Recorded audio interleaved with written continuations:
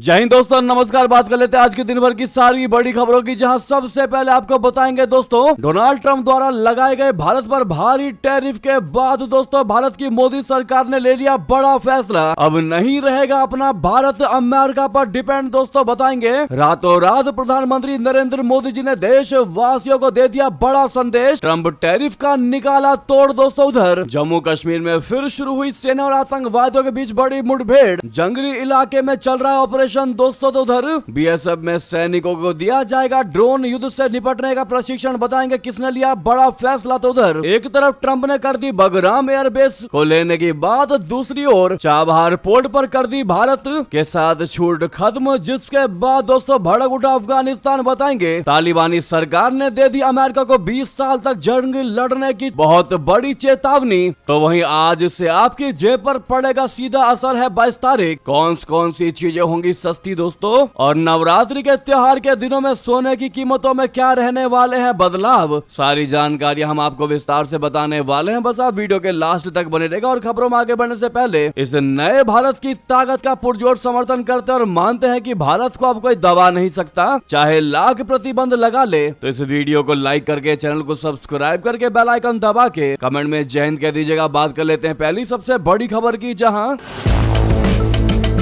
प्रधानमंत्री नरेंद्र मोदी जी ने देश के नाम संबोधन में कह दिया कि जीएसटी रिफॉर्म से देश के गरीब middle class, new middle class के जीवन में बड़ा बदलाव आएगा। लेकिन इसी बीच अमेरिका पर बिना नाम लिए सीधा कटाक्ष किया दोस्तों, और भारतीयों से कह दिया है कि हमने ये बड़े फैसले विदेशी सामानों से मुक्ति पाने के लिए लिया है और देश में बने सामान की खरीद की जाए तो ज्यादा बेहतर होगा। डोनाल्ड ट्रंप के टैरिफ वॉर के बीच भारत ने आत्मनिर्भरता और स्वदेशी को लेकर बड़ा बयान दिया है दोस्तों। मोदी जी ने आत्मनिर्भर भारत के लक्ष्य पर जोर दिया और लोगों से अपील की कि वे सिर्फ मेड इन इंडिया उत्पादों को ही खरीदें। उन्होंने कहा कि गर्व से कहो कि ये स्वदेशी है। उन्होंने सभी राज्य सरकारों से आत्मनिर्भर भारत अभियान में शामिल होने और निवेश का अनुकूल माहौल बनाने का आग्रह किया। प्रधानमंत्री ने बताया कि नई जीएसटी दरें कम होने से सूक्ष्म, लघु और कुटीर उद्योगों को बहुत ज्यादा फायदा होगा। साथ ही साथ देश की निर्भरता विदेशी देशों पर कम होगी। उसके बाद कोई चाहे टैरिफ लगाए या फिर सैंक्शन लगाए, लेकिन भारत को फर्क नहीं पड़ने वाला दोस्तों। और आगे भी इसी प्रकार से फैसले लिए जाएंगे कि भारत हर तरीके से आत्मनिर्भर बने। यानी कि आप कह सकते हैं कि प्रधानमंत्री नरेंद्र मोदी के मेड इन इंडिया और जीएसटी रिफॉर्म से भारतीयों की जिंदगी बदलने वाली है दोस्तों। यानी ट्रंप टैरिफ का पीएम मोदी ने बड़ा तोड़ निकाला है दोस्तों। साथ ही साथ वहीं दूसरी तरफ आपको बता दें, ट्रंप के वीजा बम का भारतीयों ने खोज लिया जुगाड़। H1B के नियमों में बदलाव का ऐसे निकलेगा तोड़, कैसे बता दें। डोनाल्ड ट्रंप प्रशासन द्वारा H1B वीजा की एक मुफ्त फीस को $1 लाख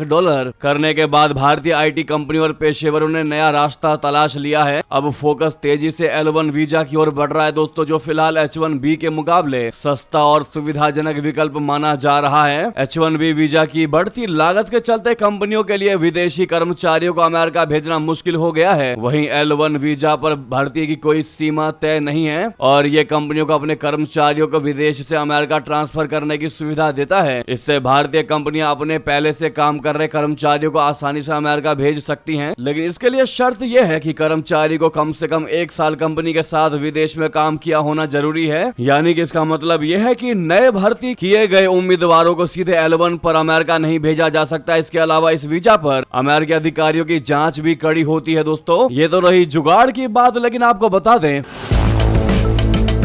ट्रंप का ये दाव उल्टा अमेरिका पर ही पड़ने वाला है। इस फैसले के बाद कैसे ट्रंप ने अपने पैर पर ही कुल्हाड़ी मारी, आपको बता दें। अमेरिकी राष्ट्रपति ट्रंप का H1B वीजा फीस बढ़ाने का फैसला अमेरिका के लिए नुकसानदायक साबित होने वाला है। दरअसल आर्थिक थिंक टैंक GTRI ने ये चेतावनी दी है। उसका कहना है कि भारत की आईटी कंपनियां पहले से ही अमेरिका में बड़ी संख्या में स्थानीय लोगों को नौकरियां दे रही हैं। ऐसे में वीजा फीस बढ़ने से अमेरिका में रोजगार बढ़ने की संभावना बहुत कम है। अलबत्ता इससे भारतीय कर्मचारियों को रखना महंगा हो जाएगा। कंपनियां भारत से ही काम करवा सकती हैं, इससे अमेरिका को नुकसान होगा। भारत को इस मौके का फायदा उठाकर अपनी आईटी क्षमता बढ़ानी चाहिए। राष्ट्रपति ट्रंप ने 19 सितंबर को H1B वीजा फीस बढ़ाने का ये फैसला किया था। अब ऐसे में जितनी भी रिसर्च वाली एजेंसियां हैं दोस्तों, वो सब के सब यही रिपोर्ट प्रसारित कर रही हैं कि ऐसा करने से भारत से ज्यादा नुकसान अमेरिका को होगा। थिंक टैंक GTRI का मानना है कि इस कदम से अमेरिका में ज्यादा नए रोजगार नहीं बनेंगे। इसके बजाय अमेरिका अमेरिका में भारतीयों को नौकरी पर रखना महंगा हो जाएगा, लेकिन वहीं अपना भारत वीजा फीस बढ़ोतरी का फायदा उठा सकता है दोस्तों, क्योंकि भारी मात्रा में भारत के कुशल कारीगर, भारत के कुशल इंजीनियर, डॉक्टर वापस आएंगे। इन लोगों की मदद से सॉफ्टवेयर, क्लाउड और साइबर सुरक्षा में अपनी क्षमता बढ़ानी चाहिए। इससे अमेरिका के इस फैसले को भारत के डिजिटल स्वराज मिशन के लिए एक अच्छा मौका बनाया जा सकता है दोस्तों। ये बात अजय श्रीवास्तव ने कहा। आप क्या समझते हैं इस मुद्दे पर? अपनी राय देना बिल्कुल मत भूलिएगा। साथ ही साथ आपको बता दें, उधर इस मुद्दे पर दोस्तों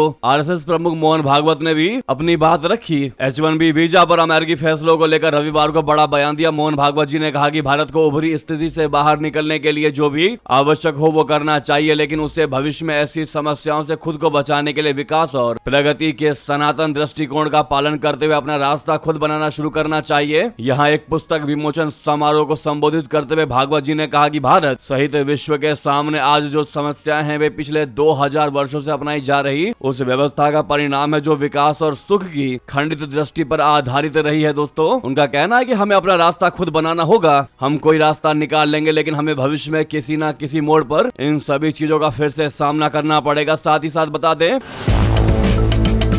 वहीं दूसरी तरफ H1B वीजा का फायदा उठाने की तैयारी में चाइना दोस्तों नया वीजा निकाल दिया, जिसका नाम K वीजा है, जो वर्किंग प्रोफेशनल्स को लुभाने की कर रहा है बड़ी तैयारी। अपनी ओर सबको आकर्षित करने के लिए नया पैतरा अपना दिया चाइना ने। बता दे, चीन ने रविवार को ऐलान कर दिया है कि वो एक नया K वीजा कैटेगरी शुरू कर रहा है, जिसका मकसद दुनिया भर से खास तौर पर साइंस, टेक्नोलॉजी, इंजीनियरिंग और मैथमेटिक्स यानी STEM के युवा और टैलेंटेड प्रोफेशनल्स को आकर्षित करना है। ये नियम अगस्त में मंजूर किया गया था और 1 अक्टूबर 2025 से लागू होगा। इस वीजा को कई विशेषज्ञ अमेरिका के H1B वीजा का चीनी वर्जन बता रहे हैं। चीन ये कदम ऐसे समय में उठा रहा है जब कई देश अपने वर्ग वीजा नियमों को सख्त या फिर तय कर रहे हैं। जी हाँ, ऐसे में अमेरिका द्वारा भारी भरकम फीस लगाए जाने के बाद दोस्तों चीन इसका फायदा लेने की फिराक में दिखाई दे रहा है के वीजा को लेकर। जी हाँ, साथ ही साथ अगली खबर की बात करते हैं, जहाँ जम्मू कश्मीर में फिर शुरू हुई सेना और आतंकवादियों के बीच बड़ी मुठभेड़। जंगली इलाके में छिपे हैं दहशतगर्द। दोस्तों जम्मू कश्मीर के किश्तवाड़ जिले के एक वन क्षेत्र में रविवार को सेना के जवानों और आतंकवादियों के बीच गोलीबारी हुई। अधिकारियों ने ये जानकारी दी। अधिकारियों ने बताया कि किशवान में हुई इस गोलीबारी में हालांकि किसी के हताहत होने की तत्काल कोई खबर नहीं मिली है। सेना ने सोशल मीडिया प्लेटफॉर्म एक्स पर एक पोस्ट में कहा कि व्हाइट नाइट कोर के सदर जवानों ने आज दोपहर करीब 1 बजे किश्तवाड़ के इलाके में खुफिया जानकारी पर आधारित अभियान के दौरान आतंकवादियों से संपर्क हुआ। आतंकवादियों ने गोलीबारी की, जिसके बाद जवानों ने जवाबी कार्रवाई की और यह अभियान अभी भी जारी है। वहीं सेना के जवानों ने तलाशी अभियान शुरू कर दिया तो संक्षिप्त मुठभेड़ शुरू हो गई। उन्होंने कहा कि आतंकवादियों का पता लगाने और उन्हें खत्म करने के लिए अतिरिक्त बल भेजा गया है और सर्च ऑपरेशन जारी है। दोस्तों आपको बता दें कि पहलगाम हमले के बाद जम्मू कश्मीर में सुरक्षा पहले से कई ज्यादा गुना अधिक कर दी गई है। भारतीय सेना के जवान आतंकियों को खोज कर मार गिरा रहे हैं। ऐसे में all the best Indian army जरूर कमेंट में कह दीजिएगा आप लोग। इतना ही नहीं दोस्तों, आपको बता दें बीएसएफ में सैनिकों को दिया जाएगा ड्रोन युद्ध से निपटने का प्रशिक्षण। केंद्र में नवाचार करेंगे जवान। जी हाँ, युद्ध क्षेत्र की नई चुनौतियों से निपटने के लिए सीमा सुरक्षा बल बोले तो बीएसएफ जवानों को कड़ा प्रशिक्षण दिया जा रहा है। इस बीच बीएसएफ ने अपने प्रशिक्षण कार्यक्रम में ड्रोन युद्ध को अनिवार्य विषय के रूप में जोड़ा है। इसके तहत जवानों और सेना अधिकारियों को ड्रोन युद्ध से निपटने के तरीके सिखाए जाएंगे। साथ ही स्वदेशी उपकरण विकसित करने के लिए बीएसएफ ने नवाचार केंद्र की भी स्थापना की है। अगली खबर की बात करते हैं, जहां 1 मीटर भी जमीन नहीं देंगे तुमको। जी हाँ, ट्रंप की बगराम एयरबेस वाली धमकी पर अफगानी विदेश मंत्री ने दिया अमेरिका को तगड़ा जवाब। बता दें, कह दिया हम अपने इस जमीन के लिए तुमसे 20 साल तक युद्ध लड़ने को तैयार हैं। जी हाँ, अमेरिका के राष्ट्रपति डोनाल्ड ट्रंप अफगानिस्तान के बगराम एयरबेस हासिल करने के सपने पर तालिबान पानी फेरता हुआ नजर आ रहा है। तालिबान सरकार के साफ मना करने के बाद अफगान विदेश मंत्री मुत्ताकी ने कड़े शब्दों में ट्रंप के इस बयान की निंदा की है। उन्होंने कहा कि बगराम एयरबेस तो क्या, हम अफगानिस्तान की 1 मीटर जमीन भी अमेरिका को नहीं देंगे। टोलो न्यूज से बात करते हुए मुत्ताकी के इस बयान के पहले अफगानिस्तान की तालिबान सरकार ने भी बयान जारी करके ट्रंप के बयान की निंदा की थी। तालिबान के मुख्य प्रवक्ता ज़बीहुल्लाह मुजाहिद ने ट्रंप के बयानों को खारिज कर दिया और अमेरिका को वास्तविकता और तर्क संगत नीति अपनाने की सलाह दी थी। सोशल मीडिया साइट एक्स पर पोस्ट किए गए इस बयान में मुजाहिद ने लिखा कि अफगानिस्तान की विदेश नीति अफगान लोगों के आर्थिक हितों पर केंद्रित है। इसके अलावा उन्होंने अमेरिका के साथ हुई बातचीत का जिक्र करते हुए कहा कि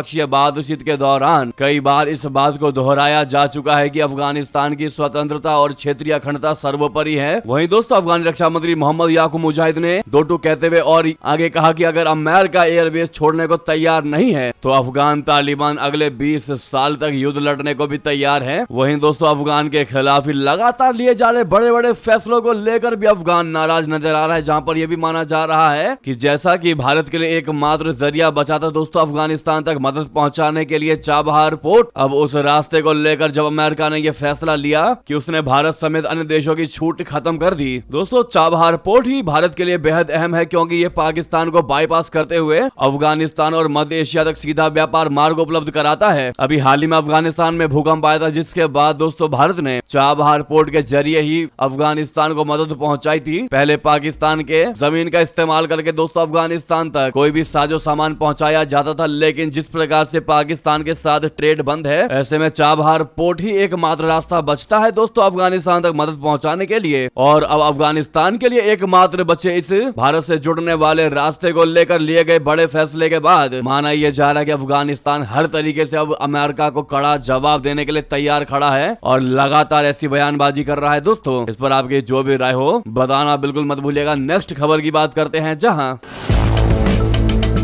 अमेरिका इजराइल को बड़ा झटका देते हुए यूनाइटेड किंगडम, कनाडा और ऑस्ट्रेलिया ने रविवार को आधिकारिक तौर पर फलस्तीन को एक स्वतंत्र देश के रूप में मान्यता दे दी। यह इन देशों की विदेश नीति में एक बड़ा बदलाव है और अमेरिका के साथ उनके पारंपरिक गठजोड़ के लिए अलग होने का संकेत है। इस सप्ताह कई अन्य यूरोपीय देश और अमेरिका के सहयोगी भी इस कदम को अपनाने की तैयारी में है। फलस्तीन को आजाद मुल्क की मान्यता देने के बाद ब्रिटिश प्रधानमंत्री कीर स्टारमर ने कहा कि आज फलस्तीनियों और इजरायलियों के लिए शांति की उम्मीद का दिन है। दो राष्ट्र समाधान को बढ़ावा देने के लिए यूनाइटेड किंगडम औपचारिक रूप से फलस्तीन राज्य को मान्यता देता है। वहीं जैसे ही ये खबर दोस्तों इजरायली पीएम नेतन्याहू के पास पहुंची कि फलस्तीन को इन देशों ने मान्यता दिया है, इस पर भड़कते हुए तगड़ा जवाब दिया दोस्तों नेतन्याहू ने। उन्होंने कहा कि फलस्तीनी राष्ट्र की स्थापना नहीं होगी। उन्होंने विदेशी नेताओं पर हमास को इनाम देने का आरोप लगाया। उन्होंने कहा कि ऐसा नहीं होगा, जॉर्डन नदी के पश्चिम में फलस्तीनी राष्ट्र की स्थापना नहीं होगी। वहीं फ्रांस से भी खबर ये आ रही है कि फलस्तीनी झंडा लहराने की तैयारी में है। फ्रांस के कई शहरों के मेयर सरकारी आदेशों की करने वाले हैं अवहेलना। जी हाँ, फ्रांस के कई शहरों के महापौर सरकारी आदेशों की अवहेलना करते हुए अपने नगर निगम भवनों पर फलस्तीनी झंडा लहराने की तैयारी कर रहे हैं। यह कदम संयुक्त राष्ट्र महासभा में फ्रांस द्वारा फलस्तीन को औपचारिक रूप से एक राज्य के रूप में मान्यता देने की प्रक्रिया के बीच उठाया जा रहा है। समाजवादी नेता ओलिवियर फॉर के आह्वान पर कई महापौर इस पहल का समर्थन कर रहे हैं। हालांकि गृह मंत्रालय ने चेतावनी दी है कि यूरोप में सबसे बड़ी यहूदी और मुस्लिम आबादी वाले इस देश में ऐसा करना सामाजिक तनाव को और बढ़ा सकता है। मंत्रालय ने नगर निगम भवनों और अन्य सार्वजनिक स्थानों पर फलस्तीनी झंडा लहराने से सख्ती से मना किया है और ऐसे निर्णयों को प्रशासनिक अदालतों में चुनौती देने की भी सलाह दी है। दोस्तों उधर बता दें पाकिस्तान के प्रधानमंत्री शहबाज शरीफ न्यूयॉर्क में संयुक्त राष्ट्र महासभा के वार्षिक सत्र से इतर कुछ मुस्लिम नेताओं के साथ अमेरिकी राष्ट्रपति डोनाल्ड ट्रंप से मुलाकात करेंगे। पाकिस्तान के विदेश कार्यालय ने रविवार को यह घोषणा की। कार्यालय ने बयान में बताया कि शरीफ न्यूयॉर्क में संयुक्त राष्ट्र महासभा के 80वें वार्षिक सत्र में हिस्सा लेने के लिए एक प्रतिनिधि मंडल के साथ 22 से 26 सितम्बर तक अमेरिका की यात्रा पर रहेंगे। बयान में कहा गया है कि शरीफ के प्रतिनिधि मंडल में विदेश मंत्री इशाक डार, अन्य मंत्री और वरिष्ठ अधिकारी शामिल होंगे। पाकिस्तान के विदेश कार्यालय के बयान के मुताबिक प्रधानमंत्री क्षेत्रीय और अंतर्राष्ट्रीय शांति एवं सुरक्षा से जुड़े मुद्दों पर विचारों का आदान प्रदान करने के लिए अमेरिकी राष्ट्रपति ट्रंप के साथ चुनिंदा इस्लामी नेताओं की बैठक में भी हिस्सा लेंगे। बयान के मुताबिक महासभा में अपने संबोधन में शरीफ अंतर्राष्ट्रीय समुदाय से लंबे अरसे से लंबित मुद्दों को सुलझाने का आग्रह करेंगे। इसमें कहा गया है कि शरीफ अंतर्राष्ट्रीय समुदाय का ध्यान खास तौर पर गाजा पट्टी में गंभीर संकट की ओर आकर्षित करेंगे तथा फलस्तीनियों की पीड़ा समाप्त करने के लिए निर्णायक कार्रवाई का आह्वान करेंगे। दोस्तों नेक्स्ट खबर की बात करते हैं, जहां नेपाल से बड़ी खबर, सुशीला कार्की सरकार में 5 नए मंत्रियों को मिली जगह। आज राष्ट्रपति भवन में लेंगे शपथ। जी हां, नेपाल की प्रधानमंत्री सुशीला कार्की ने रविवार को अंतरिम सरकार में 5 नए मंत्रियों को शामिल किया। इसके साथ ही कार्की के मंत्रिमंडल में सदस्यों की संख्या बढ़कर 9 हो गई। राष्ट्रपति कार्यालय के सूत्रों के मुताबिक कार्की की सिफारिश के बाद राष्ट्रपति रामचंद्र पौडेल ने अनिल कुमार सिन्हा, महावीर पुन, संगीता कौशल मिश्रा, जगदीश खरेल और मदन परियार को नया मंत्री नियुक्त किया है। इन मंत्रियों का शपथ ग्रहण समारोह आज राष्ट्रपति भवन में होगा। सूत्रों के मुताबिक अनिल कुमार सिन्हा को उद्योग एवं वाणिज्य, पुन को शिक्षा और विज्ञान एवं प्रौद्योगिकी, मिश्रा को स्वास्थ्य एवं जनसंख्या, खरेल को सूचना एवं संचार और परियार को कृषि मंत्रालय का प्रभार दिया जाएगा। इसके साथ ही अब मंत्रिमंडल में 9 मंत्री हो गए हैं, जिनमें प्रधानमंत्री भी शामिल है, जिन्होंने कई महत्वपूर्ण विभाग अपने पास रखे हैं। दोस्तों उधर बता दें,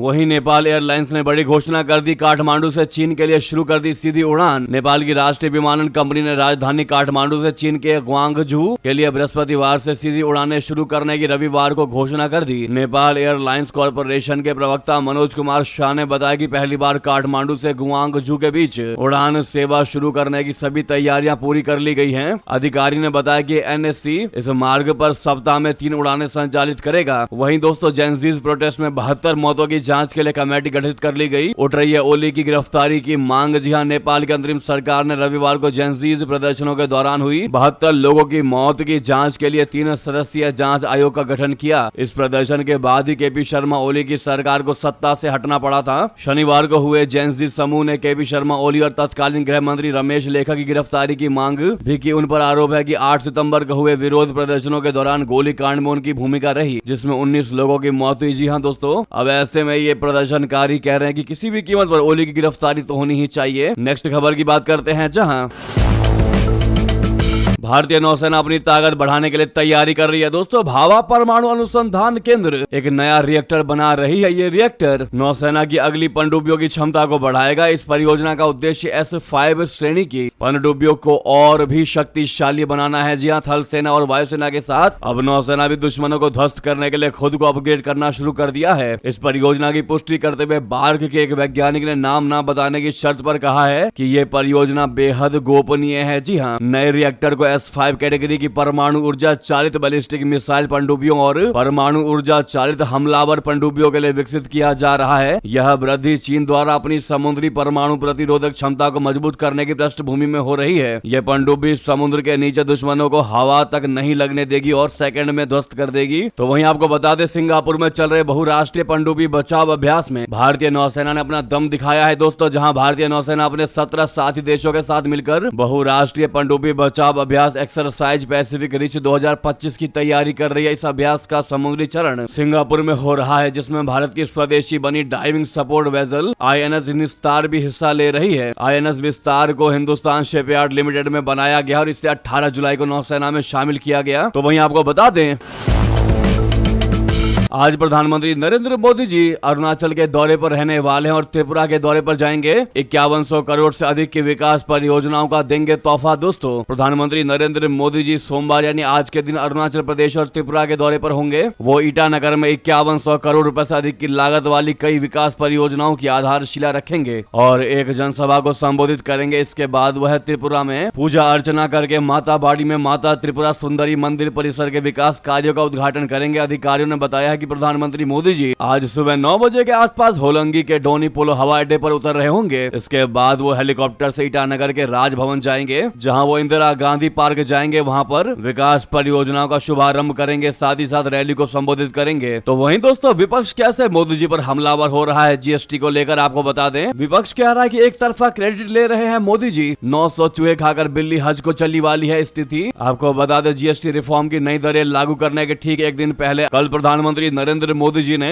देश को अपना संबोधन दिया। अपने संबोधन में जहां उन्होंने जीएसटी के भर भर के फायदे गिनवाए तो विपक्षी नेता भड़क उठे। विपक्षी नेताओं को प्रधानमंत्री नरेंद्र मोदी जी का यह फैसला नागवार गुजरा। फिर क्या था, नेताओं की प्रतिक्रियाएं आने शुरू हो गई। इन नेताओं में सबसे अधिक कोई भड़के तो वो है कांग्रेस के राष्ट्रीय अध्यक्ष मल्लिकार्जुन खड़गे। उन्होंने अपने एक्स हैंडल पर काफी तीखे शब्दों का प्रयोग करते हुए प्रधानमंत्री मोदी जी की आलोचना की। खड़गे ने पोस्ट करते हुए लिखा कि 900 चूहे खाकर बिल्ली हज को चली। आपकी सरकार ने कांग्रेस के सरल और कुशल जीएसटी के बजाय अलग अलग 9 स्लैब से वसूली करके गब्बर सिंह टैक्स लगाया और 8 साल में 55 लाख करोड़ रुपए से ज्यादा वसूले। अब आप 2.5 लाख करोड़ रुपए के बजट उत्सव की बात करके जनता को गहरे घाव देने के बाद मामूली बैंड एड लगाने की बात कर रहे हैं। जनता कभी नहीं भूलेगी कि आपने उनके दाल चावल अनाज पेंसिल किताबें इलाज किसानों के ट्रैक्टर सबसे जीएसटी वसूला था। आपकी सरकार को तो जनता से माफी मांगनी चाहिए। दोस्तों, जहां आज प्रधानमंत्री नरेंद्र मोदी जी ने लोगों से कहा है कि जीएसटी बचत उत्सव मनाया जाएगा, इसमें हर एक भारतीय को शामिल शामिल होना चाहिए। वहीं दोस्तों विपक्षी उत्सव मनाने से पहले ही मोदी सरकार पर भड़कने लगी और ऐसी बयानबाजी करने लगी। दोस्तों इस पर आपकी राय जवाब तो बनता है। और क्या प्रधानमंत्री नरेंद्र मोदी जी द्वारा पहल किए जाने वाले जीएसटी बचत उत्सव को आज एंजॉय करेंगे? हाँ या ना में जवाब जरूर दीजिएगा आप लोग। दोस्तों अगली खबर की बात करते हैं, जहां बिहार में अब वकीलों को हर महीने 5,000 रुपए दिए जाएंगे। नीतीश सरकार का बड़ा ऐलान। दोस्तों बिहार विधानसभा चुनाव से पहले नीतीश सरकार ने वकीलों को बहुत बड़ी सौगात दी है। राज्य के उप मुख्यमंत्री सम्राट चौधरी ने इसकी जानकारी दी। इसके तहत बिहार में अब वकीलों को 5,000 रुपए स्टाइपेंड दिया जाएगा। उप मुख्यमंत्री सम्राट चौधरी ने रविवार को सोशल मीडिया एक्स पर इसकी जानकारी दी। उन्होंने बताया कि एनडीए सरकार ने 1 जनवरी 2024 से नामांकित सभी नए अधिवक्ताओं को 3 वर्षों तक प्रति महीने 5,000 रुपए स्टाइपेंड दिए जाने वाले प्रस्ताव को स्वीकृति प्रदान कर दी है। तो उधर असम में चाय बागानों के कर्मचारियों और मजदूरों को मिलेगा बोनस। सीएम हिमंता बिश्वा शर्मा ने बड़ा ऐलान कर दिया। असम चाय निगम के चाय बागानों में काम करने वाले कर्मचारियों और मजदूरों के लिए बड़ी अच्छी खबर है। असम कैबिनेट ने चाय बागान के कर्मचारियों और मजदूरों को दुर्गा पूजा के अवसर पर 20% बोनस देने का ऐलान किया है। सीएम हिमंता बिश्वा शर्मा ने इसका ऐलान किया। साथ ही उन्होंने ये भी बताया कि असम कैबिनेट ने कठुचोली में 10वीं असम बटालियन की स्थापना के लिए 260 करोड़ रुपए मंजूर किए हैं। उधर आपको बता दें नवरात्रि से पहले सोने की कीमतों में थोड़ी बहुत गिरावट देखने को मिली है, लेकिन चांदी की कीमतें बढ़ती दिखाई दी है। दोस्तों भारतीय शेयर बाजार में तेजी देखने को मिली है। वहीं सोने की कीमतों में गिरावट दर्ज की गई है। सेंसेक्स ने एक सप्ताह में 721.53 अंक की बढ़त हासिल की, लेकिन नवरात्रि से पहले 24 कैरेट सोने के दाम 230 रुपए प्रति 10 ग्राम कम हो गए। इसके विपरीत चांदी की कीमतों में मजबूती देखने को मिली है। बाकी सोने की कीमतों में कितना सुधार हुआ है सामने आप स्क्रीन पर देख पा रहे होंगे दोस्तों प्राइस। बाकी धनतेरस से पहले ऐसा माना जा रहा है कि सोने की कीमतें थोड़ी बहुत कम होंगी, लेकिन चांदी को लेकर कोई गारंटी नहीं है दोस्तों। इसी बीच ये थी कि सारी बड़ी खबरें। आपको खबर कैसी लगी कमेंट बताना बिल्कुल मत भूलिएगा। लगे तो वीडियो को लाइक करके चैनल को सब्सक्राइब करके बेल आइकन दबा के कमेंट में जय हिंद कह दीजिएगा। मिलता अगली बड़ी खबर में। यहाँ तक बने रहने के लिए आप सभी का बहुत बहुत धन्यवाद, बहुत बहुत आभार। जय हिंद, जय भारत।